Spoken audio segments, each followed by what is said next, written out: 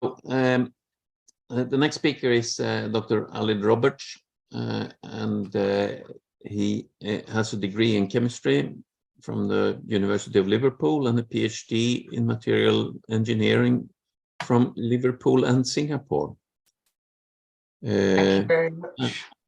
And he's the founder of the company Deakin Bio, who aims to commercialize sustainable bio-based alternative to ceramic tiles. So we're gonna learn how to make Regolith biocomposites, and I hope we don't need to cut off the fingers. Yeah, thanks very much for the introduction. Yes, so in this presentation, yeah, I'll give an overview of my work on Regolith biocomposites for off-road construction, and also my general perspective, I suppose, on yeah, construction of lunar habitats. So just a little bit more of my background. So yeah, my PhD initially was in materials for lithium-ion batteries. It turns out I really didn't like electrochemistry, so after that I kind of pivoted, and I ended up at the interface of materials engineering and biotechnology.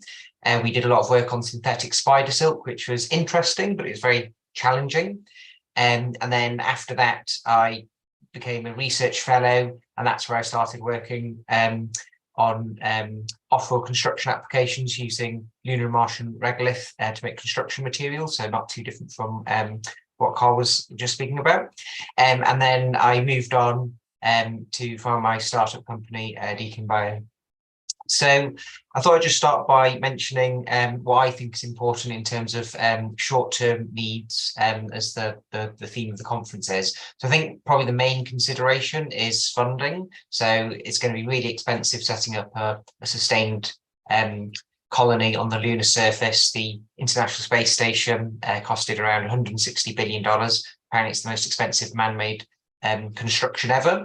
And I'm pretty sure that if we, you know, when we come around to building a sustained human habitat on the lunar surface, it will be, you know, another record breaker in terms of cost. So funding is very badly needed.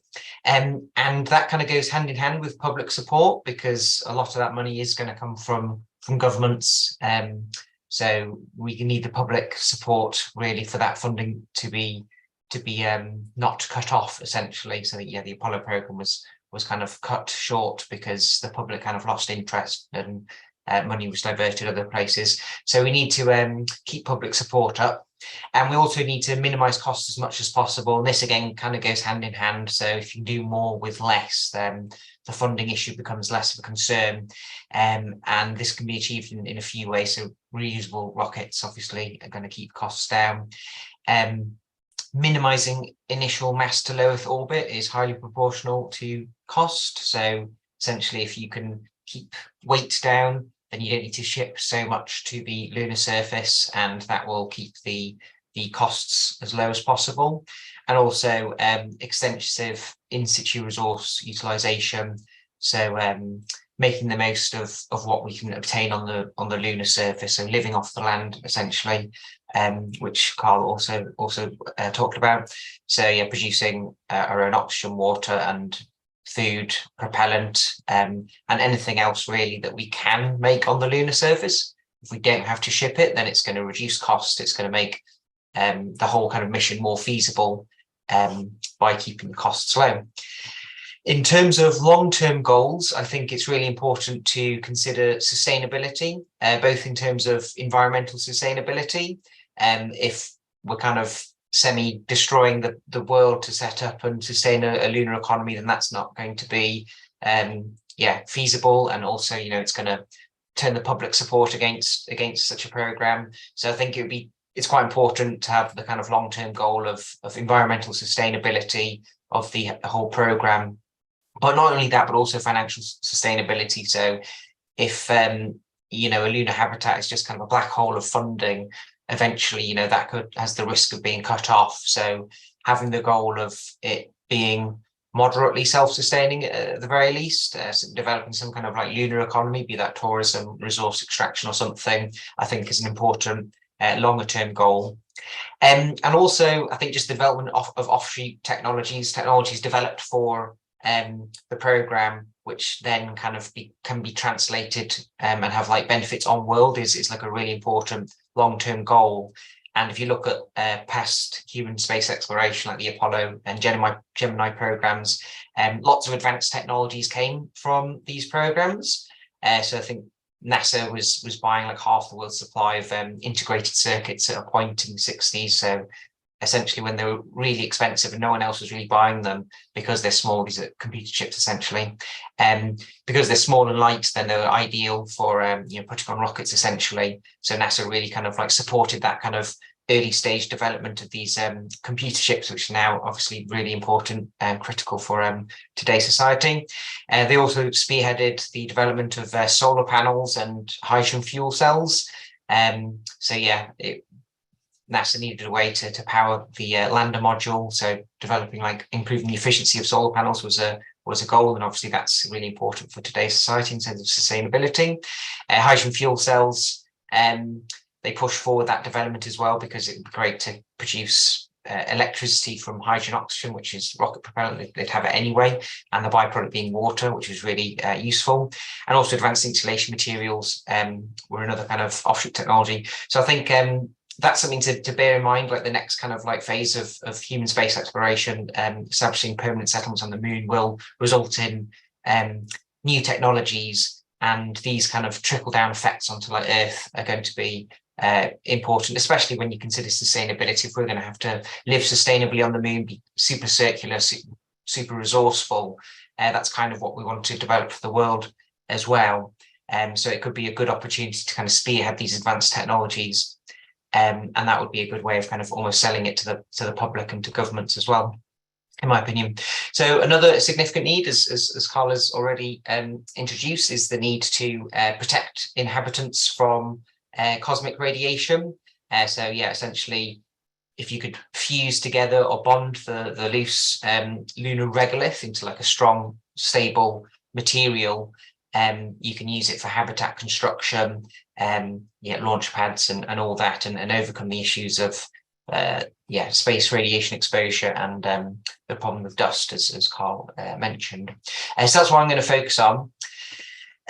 So just a quick overview of lunar construction materials. So ideally, the ideal lunar construction material should employ a very high degree of in situ resources. So 100% ideally. So the microwave sintering example, I think, is a great example, because that's 100% in situ resources. You don't need to take any other kind of supplementary material or binder or produce anything exotic on site.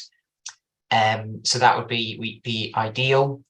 It should be resource and energy efficient. So if the technique needs huge quantities of energy, you need to take more solar panels or nuclear power stations, whatever is your energy generation equipment. So as energy efficient as possible is also ideal. It should also avoid complex processing. So yeah, if you have to kind of process the regolith in some kind of like complex way, it would necessitate additional equipment that could break down, so you need backups and spare parts and stuff. So as simple as possible is also ideal. Having good mechanical properties. So essentially, the stronger the material, the more kind of flexibility you have in terms of your architecture, but also the less material you'd actually need. If it's very strong, you don't need so much to support the rest of the loose regolith. And ideally, if it's integrated with other systems, so as Carl mentioned, you can use that microwave technology to produce your propellant and oxygen, which is great, because then you don't need to have a whole separate technology. You can kill two birds with one stone, essentially. So the more birds you can kill with one stone, the better. One technology to do many jobs. So Carl, I was thinking maybe you could use that microwave to like cook food, or maybe have some kind of science application. Will be another potential application for that technology. Anyway, so we kind of went down a path. Essentially, I mentioned I used to work on spider silk, and we found it very difficult to spin fibers in the way that nature spins fibers. Spider silk was very complex processing just before they kind of produce their spider thread. And we found it was a lot easier to make adhesives, so like glues, with synthetic spider silk. So we kind of pivoted away from fibers into adhesives and glues. And then we stumbled across essentially, it was a control experiment gone wrong. We picked a random protein called bovine serum albumin, which is a protein you get from cow blood, to use as a control, like a comparison with the synthetic spider silk, expecting it to perform much more poorly. And then we could just have like a baseline of what is the average kind of ordinary protein stickiness versus our kind of tediously kind of engineered synthetic spider silk.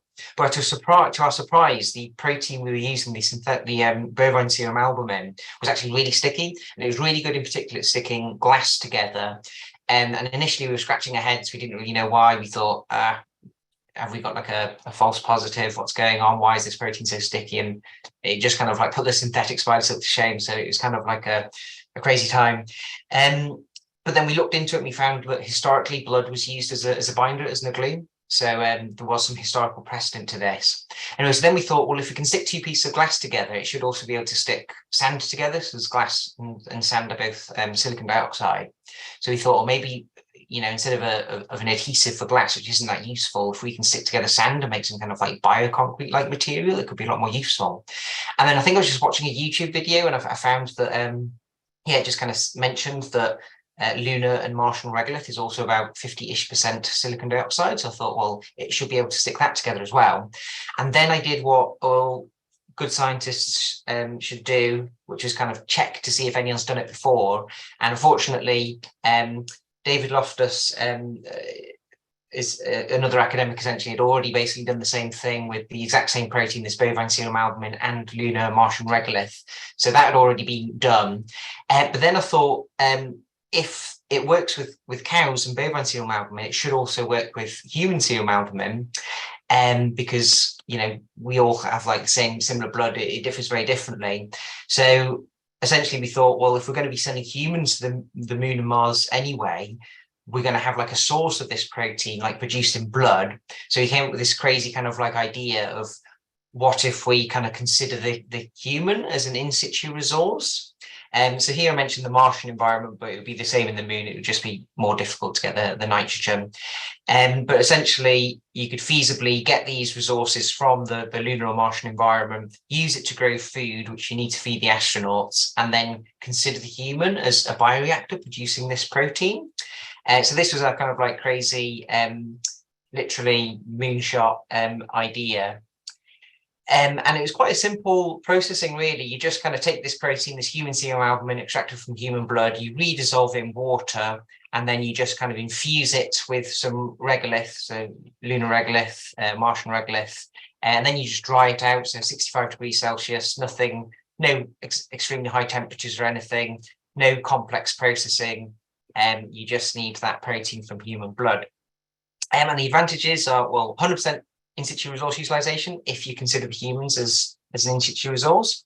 It's a strong material, so up to 39 megapascals, which is, for comparison, ordinary concrete usually goes up to about 41 megapascals. So it's almost as strong, well, it's within the domain of ordinary concrete, which is great. And it's produced quite efficiently in your blood. So your body's always kind of producing and breaking this down. You make between 12 and 25 grams of it a day. So you can actually get quite a bit of this protein if you were to harvest it theoretically. But the disadvantage is it's obviously detrimental to the health and well-being of the crew, so it's not really going to fly, but an interesting thing to explore. And it did lead to some other interesting things. So essentially our next one, we tried to think of a way we could make a similar material, but with a substance which wasn't going to harm human health. And what we came up with, we call it skincrete, but essentially it's a very similar concept, but instead of the protein from human blood, we use collagen from human skin. And we're not like obviously not peeling off people's skin, it's like people's skin that we shed naturally. So we all are constantly shedding skin. We shed between 0.9 and 2 grams of it per day. It just comes off as like dust. And so on a lunar habitat, this would just accumulate in the air filtration system. So you're just building up this free a source of human collagen. So we thought, why don't we turn this into a glue and see if we can stick regolith together to make like, a composite. So because we've got this free source of binder. So the advantages, again, 100% in situ resources. It's very strong. We've got up to 71 megapascals, which is within the domain of high strength concrete. And it's, produced anyway, so you might as well use it for something. Disadvantage, though, it's limited production, although we've kind of thought of a way around that, which would be to take an animal, like a rabbit or something, or like loads of rabbits, essentially, who could eat the cellulosic biomass of food, you know, so kind of the stalks and stems of plants, and then they would also shed their skin. So we'd have like an increased supply of collagen. So yes, that was that idea. But then we thought, if we're going to take animals to the moon anyway, why limit ourselves to rabbits? And we thought we could make another material which we call mooncrete, and essentially it uses cow milk or cheese as a glue and as a binder. And we used to use this all the time up until World War II. A lot of the airplanes were stuck together with a cheese-based glue, so it's very commonly used. And it's only since we started using petroleum for everything that this kind of like cheese-based glue stopped being used. Also, it's a really nice kind of like connection with the moon. You know, the cow jumped over the moon is made out of cheese. So I thought that'd be like a really nice public relations kind of like material to develop. So yeah, this is under development. We're hopefully going to get a paper published on this soon. And the next one essentially is tied to algae photobioreactors, which I think are going to be quite an important technology for kind of later stage kind of lunar habitats, because it can take essentially resources we can obtain on the lunar surface, water, carbon dioxide, sunlight, and nitrogen from the regolith, and we use algae photobioreactors to use sunlight to turn that into oxygen and food, so you can eat this algae, and also biofuels. So either just kind of algae-based biofuels like biodiesel, or they could be engineered to produce ethanol or whatever propellant you might want to be using. So it kind of integrates several systems into one, which is great. So you don't need a separate kind of oxygen production unit or food production unit or biofuels production system. You can just have this one system that ticks loads of boxes. It could also be engineered to produce pharmaceuticals, which is what we're currently working on. So if someone gets ill, needs a certain kind of medicine, you don't necessarily have to ship that from Earth. You could potentially generate it in situ. So we thought it'd be great if we could also make materials from this system, if we're probably going to be taking it anyway. And that's exactly what we've done. Essentially, you can get like a protein from algae, which is similar to chlorophyll. It's called phycocyanin. It's this nice blue color, and we can use that as a binder as well to make a material that we call blue mooncrete. And this is really nice as well because it also kind of ties into the blue moon kind of notion. So advantage of this is it's nice and blue, so it's got that kind of like nice connection to the moon, which should kind of give kind of PR kind of a boost from it. It's strong, so we've got up to 65 megapascals now, and as I mentioned before, it's kind of could potentially be integrated with several other systems. So yeah, if you have one photobioreactor which makes your oxygen, your food, and your biofuels and whatever, you don't need all these other kind of like separate systems which will add mass and complexity to the mission. Main disadvantages that it would compete with human food with the crew, but it's not a huge issue because you could just take more bioreactors, I would imagine. And then the last material I want to talk about is one we call starcrete. So this one has recently been published, and this is a similar system, except we use starch as a binder. And starch is better than a protein really because it doesn't have nitrogen in it, so you're not kind of locking away nitrogen, which is going to be quite scarce, into your material. So we think this one's particularly promising, and we know we're going to have to feed the astronauts anyway. So if we can grow potatoes or rice or something to feed the astronauts, we'd want to be producing a surplus of that just in case there's like a disaster. But that surplus could be used essentially as a binder to stick together regolith to make a material. And this is just kind of systems diagram of how that works. Essentially, it's very simple. You just kind of mix starch powder, just buy it from like a shop, with regolith, add water, you heat it up to, I think it's slightly over 100 degrees Celsius. You just want to gelatinize the starch like you're making gravy or pudding or something. And then you just dry it out so you can recover most of that water that's been locked in. It's just the chemical water that's locked with the starch that would be kind of consumed. So the advantage of this method is we've got it extremely strong. So essentially with it, almost out of the range of high strength concrete. So it's very surprisingly strong. And again, it can be integrated with other systems. You could use your plants to generate your food, your oxygen, and now your materials. So kind of kills many birds with one stone. Again, though, it competes with food for the crew, but I don't think that's going to be a huge thing. You just kind of take more kind of food production equipment, and then you've got kind of more kind of redundancy. If there's an emergency, you've got more potential food production capacity. And lastly, I just want to talk about, again, the kind of notion of translating these advanced technologies to Earth. So yeah, space exploration has historically spearheaded advanced technologies. So it's good to think, how could these kind of future technologies have an impact on Earth? How could these technologies, if developed, trickle down to Earth-based applications? So I think if these technologies continue to be developed, they could potentially have very green applications. For example, bio-based replacements to concrete, and concrete is a huge emitter of greenhouse gases. So if you could produce one that's made from starch or some waste kind of like plant-based proteins, you could potentially have a greener alternative to concrete, or ceramics as well.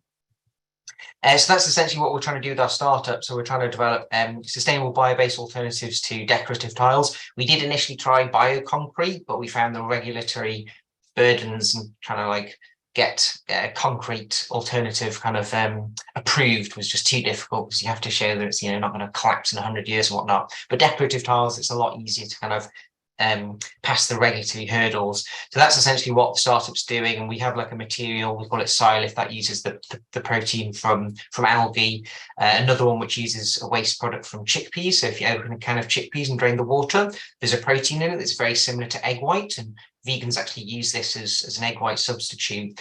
And the egg white protein itself is very similar to the protein from blood. So we kind of went stepwise from human blood to chicken egg white, which is also used as a glue and a binder, to a vegan egg white alternative, which is the gross water you pour away when you open a can of chickpeas.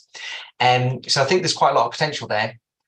So in summary, so these Regolith biocomposites, they do hold several advantages over other construction options for building on the Moon and Mars. It's a relatively high technology readiness level. It doesn't need too much additional kind of like technological development. The mechanical properties are good, so you can get away with using less material if the material is very strong, and integrated with other critical systems. So yeah, you obviously want backups for all your critical systems, but if you have like lots of different kind of critical, really important systems that you need for the survivability of the crew, if they're all kind of like built into some smaller ones, then you don't need so many of them, and that reduces kind of launch mass, simplifies missions, and ultimately lowers cost and makes the mission just more feasible. And yes, it's relatively simple and low energy processing as well, so you don't need huge amounts of energy generation equipment. And also I think there's quite strong potential for these terrestrial offshoot technologies, which we're currently developing with our startup. And lastly, it's really good for public engagement. So, if you go to schools and you talk to kids about how you can use human blood to make materials, or use their boogers as potentially as like a binder, that usually goes down quite well. And yeah, I suppose we need to nurture that public support, and also the next kind of generation who I suppose will be the most likely to be on these missions. So that's it. Thanks very much for listening. I'm happy to take any questions. Thank you, and a very good presentation. Thank you. It has sparked a fair number of questions, actually. So one is, if it's meant to be used for, where did not go there? If it's meant to be used for structural purposes, how about containing an environment and chemical properties? The biggest lesson learned from Biosphere 2 is that the concrete absorbed oxygen from the environment. Is that something you have been looking at? That's an interesting question. So the idea behind it would probably be similar to Carl's concept of it would be on the outside of a habitat, more for like radiation shielding. So the absorption of oxygen wouldn't be such a big issue. One issue we do have with some of the materials, it's an especially big issue for starcrete, is water sensitivity. So essentially, if you leave it in a moist environment, it will absorb moisture from the air, just because starch is quite hygroscopic. It sucks water out of the air, and that softens the material and it collapses, and that's why it would be difficult to commercialize that for an Earth-based application.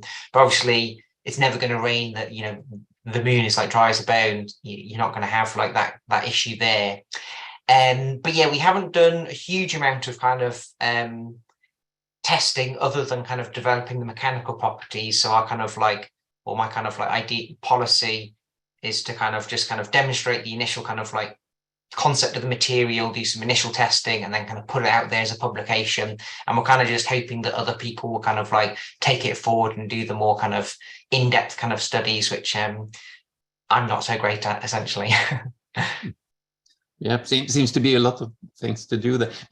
Having it on the outside will also be similar problems, obviously, but the other way around, it will be outgassing, so you might lose parts that are important instead. Let's see, we have more questions. Manny Pimenta wondered, what is the mass ratio of protein to regolith? That's a really good question. So we optimized for high strength just because that's the thing that kind of is the heaviest hitter in the publications. It's usually about 5% biopolymer to the rest regolith. And the blood one, I think it was slightly higher, like 6-7%, but the Starcrete was, I think it was 4.5 or 5%. So it's not huge, but yeah, as I mentioned before, we optimize for high strength. In reality, when we actually want to build apply it in the lunar environment, we would want to optimize for efficiency. So we'd only want to make the material as strong as it needs to be and minimize the amount of biopolymer being used. So it might turn out we only need a material, especially with a lower gravity on the moon, we might only need a material that has a strength of 20 megapascals or something. So we could get away with an even lower kind of like biopolymer to regolith ratio. So I wouldn't be surprised if we get that down to like 2 or 3%. But yeah, at the moment it's like 5% typically. Thank you. Talking about strength, Chris wonders, how does the strength of the Mooncrete and Starcrete change across the range of temperatures found on the moon? If you're going to put it on the outside, it goes from minus 200 to plus 300, something like that. Yeah, that's a really good question. It's not something we've looked at.